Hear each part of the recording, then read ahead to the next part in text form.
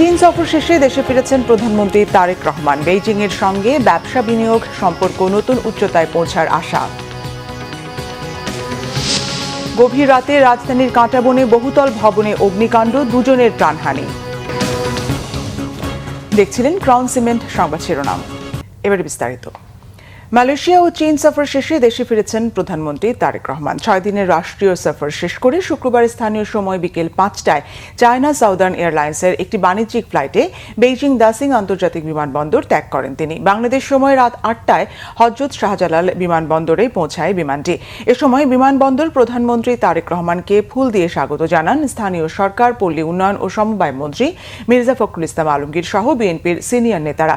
এছাড়া উপস্থিত ছিলেন মন্ত্রী পরিষদের সদস্য, সংসদ সদস্য, প্রধানমন্ত্রীর উপদেষ্টা সহ সরকারের ঊর্ধ্বতন কর্মকর্তারা। এ সময় সাংবাদিকদের সাথে কথা বলেন প্রধানমন্ত্রীর কার্যালয়ের মুখপাত্র মাহাদি আমিন। বাণিজ্য, বিনিয়োগ ও কর্মসংস্থান ইস্যুতে বাংলাদেশ চীন একসাথে কাজ করার কথা জানান তিনি।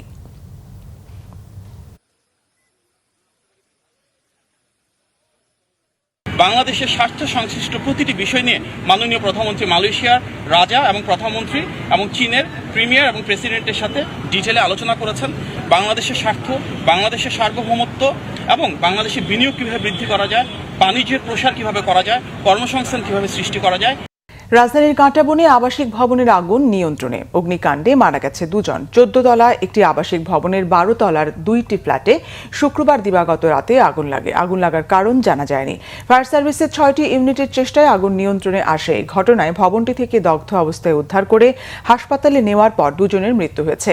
নিহতরা হলেন মোহাম্মদ জনি ও মোহাম্মদ আব্দুস সালাম। ফায়ার সার্ভিস জানিয়েছে, আগুন লাগার খবর পেয়ে ফায়ার সার্ভিসের বিভিন্ন স্টেশনের 6টি ইউনিট যোগ দেয় আগুন নিয়ন্ত্রণের কাজে। দগ্ধ অবস্থায় 2 জনকে উদ্ধার করে হাসপাতালে পাঠানো হয়। এর মধ্যে জনিকে জাতীয় বার্ন ও প্লাস্টিক সার্জারি ইনস্টিটিউটে এবং আব্দুস সালামকে ঢাকা মেডিকেল কলেজ হাসপাতালে নেওয়া হয়। পরে কর্তব্যরত চিকিৎসকেরা তাদের মৃত ঘোষণা করেন। 2টা ফ্ল্যাটে অগ্নিকাণ্ড সংঘটিত, 2টা ক্ষতিগ্রস্ত হয়েছে। একটা 12 তলায় একটা ফ্ল্যাট এবং 13 তলার একটা ফ্ল্যাট ক্ষতিগ্রস্ত হয়েছে। সেখানে ফার্নিচার ছিল, বিভিন্ন আসবাবপত্র ছিল। যে 2 জনকে রেস্কিউ করা হয়েছে আগুন নিয়ন্ত্রণ আসার পরে, যখন তাপ কিছুটা কমে আসছে, ওই 2 জনকে, একজনকে ঢাকা মেডিকেল কলেজের আর একজনকে বার্ন ইউনিটে প্রেরণ করা হয়।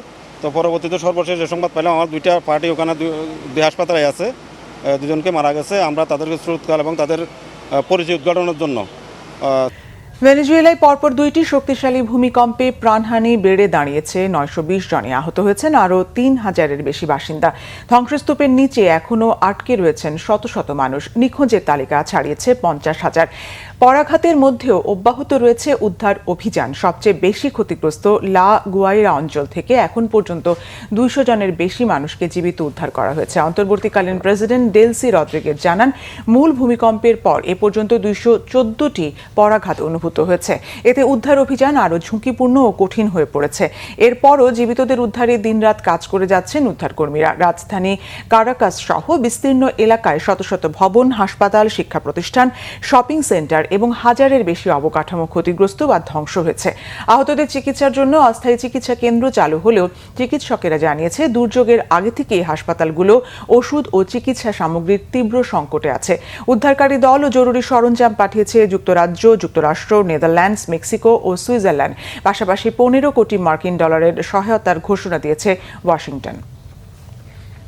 এই ছিল এখনকার মতো। পরের সংবাদ সকাল 11টায়। এছাড়া বাংলাভিশন সংবাদ ও সংবাদ সংশ্লিষ্ট অনুষ্ঠান দেখতে ভিজিট করুন www.bbnews24.com ও facebook.com/banglavishannews এবং সাবস্ক্রাইব করুন youtube.com/banglavishannews। ধন্যবাদ।